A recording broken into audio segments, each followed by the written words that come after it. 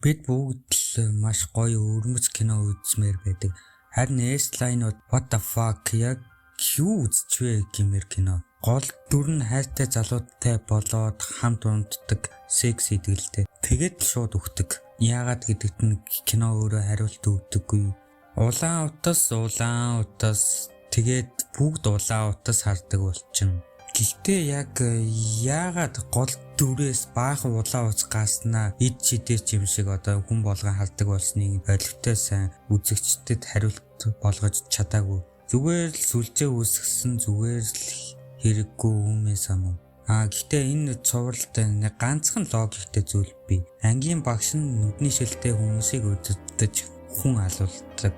Би бас бодоод байсан л да гол дүрийн ээж анхандаа одоо яагаад нөхрөө хөнөөсөн болоо гэж яалтчгүй тэр нүдний шилнээс болж л нөхрөө хөнөөсөн өөр хүнтэй явуулдаж байгааг хараад. Гэхдээ энэ ганцхан зэг киноны бүх утгагүй үйлдэлийг нууж чадахгүй. S-Line өрмөц биш харин өвчтөд зохиолтой ухаанаар бүтээсэн биш харин төөрөлтөл үүсгэсэн кино гэж би хувьдаа үзэж байна. Тэгээд сүүлд нь хэлэхэд үзгээ бойл гэж хэлий. Цаг хугацаагаа хайрал S-Line баг үзээд хэрэггүйтэй. Үзвэл үнэхээр хогийн кино шүү.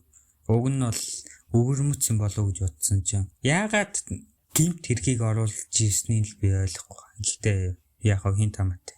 Баяртай.